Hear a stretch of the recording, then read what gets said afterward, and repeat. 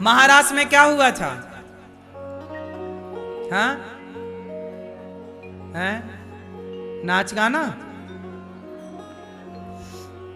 महारास में क्या हुआ वो सुनो। महारास का मतलब समझो। महारास का मतलब हुआ कि जितनी गोपियां थीं उतने कृष्ण बन गए। जितनी, अब ये बताओ, तुम लोग कहते हो ना तुम करो तो रासलीला, हम करो तो कैरेक्टर लीला। अब बताओ कि क्या आप बहुत सारे रूप ले सकते हो आप लोग? लेकिन भगवान कृष्ण कौन है? कर्तुम अकर्तुम अन्यथा कर्तुम सर्व सामर्थ्य। भगवान कुछ भी करें। भगवान ने क्या किया? एक समय पर अनेक रूप धारण किए, क्योंकि गोपियां कितनी हैं? बहुत सारी। भगवान कृष्ण की पत्नियां कितनी है जानते हो? 16,100। एक बार नारद जी बोले चलो भगवान कृष्ण की लड़ाई कराते हैं पत्नियों से। कैसे लड़ाई कराएंगे? बोले कृष्ण तो एक हैं और पत्नियां हैं 16,108। तो जिसके पास कृष्ण होंगे तो मैं उसके पास जाऊंगा, जिस पत्नी के पास श्री कृष्ण नहीं होंगे तो उससे कहूंगा लो कृष्ण तो आपसे प्यार करते ही नहीं, करते तो तुम्हारे पास होते ना। तो नारद जी लड़ाने के लिए चले। तो नारद जी गए सबसे पहले रुक्मणी मैया के महल में। जब वहां गए तो भगवान श्री कृष्ण वहां संध्या वंदन कर रहे थे। फिर सत्यभामा जी के महल में भगवान नारद जी को लगा अच्छा कृष्ण यहाँ है, अब मैं दूसरे के पास जाऊंगा, वहां कहूंगा लो कृष्ण तो वहां है, तुमसे तो प्यार करते ही नहीं। तो सत्यभामा जी के कमरे में, उनके महलों में गए। जब वहां गए तो वहां भगवान गैया को रोटी खवा रहे थे सवेरे सवेरे।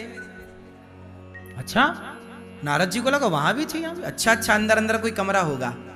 तो नारद जी 10-20 महल छोड़ के आगे वाली के यहाँ गए।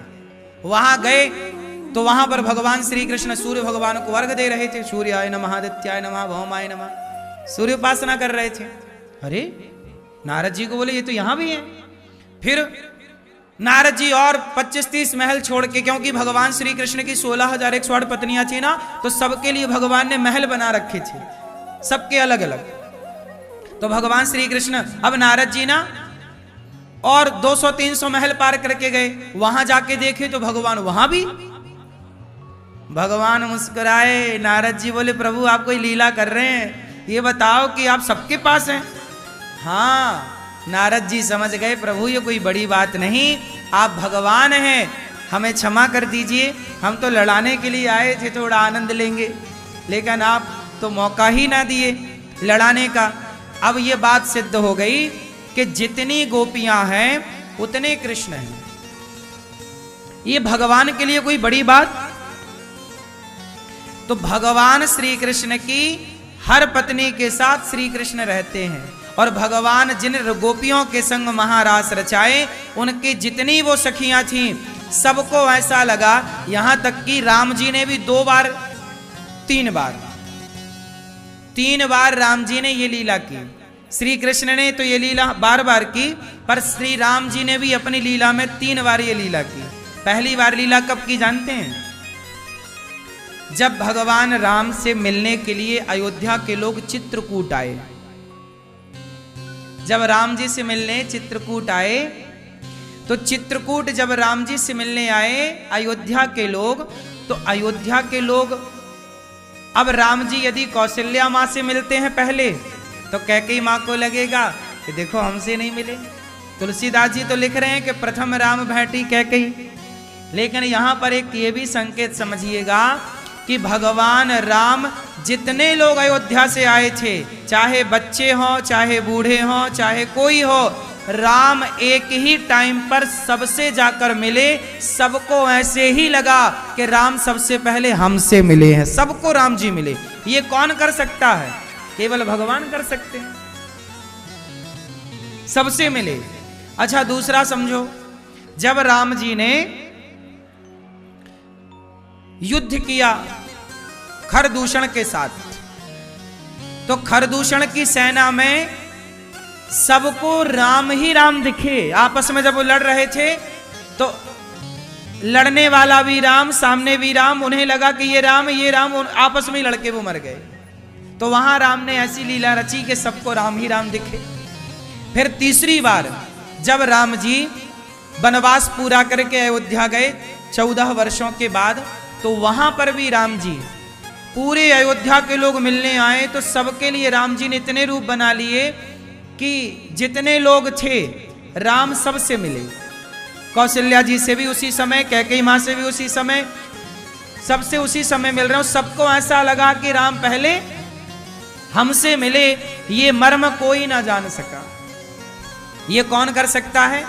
भगवान। ऐसी ही गोपियों के संग भगवान जब रास रचाए तो जितनी गोपियां उतने कृष्ण, और भगवान प्रत्येक गोपी का भाव समझकर उसके भाव के हिसाब से वह लीला कर रहे हैं। कभी भगवान एक गोपी के बालों को गूंथ रहे हैं, कभी भगवान गोपी के पांव की पायल पहना रहे हैं। क्या कर रहे हैं भगवान? ये भगवान का अपने भक्तों के लिए प्रेम है। गोपियां कौन है? गोपियां कौन है? गोपियां हैं वेद की ऋचाएं। ये गोपियां कोई सामान्य नहीं। आप जितने लोग यहां बैठे हैं, यदि आपकी भक्ति सच्ची हुई, आपका प्रेम यदि भगवान से है, तो आप अगले किसी लीला में भगवान अपनी गोपी बनाकर अपनी लीला में आपको सम्मिलित कर लेंगे। आप में से ही तो कोई गोपी है। अच्छा, गोपी मतलब पुरुष के स्त्री।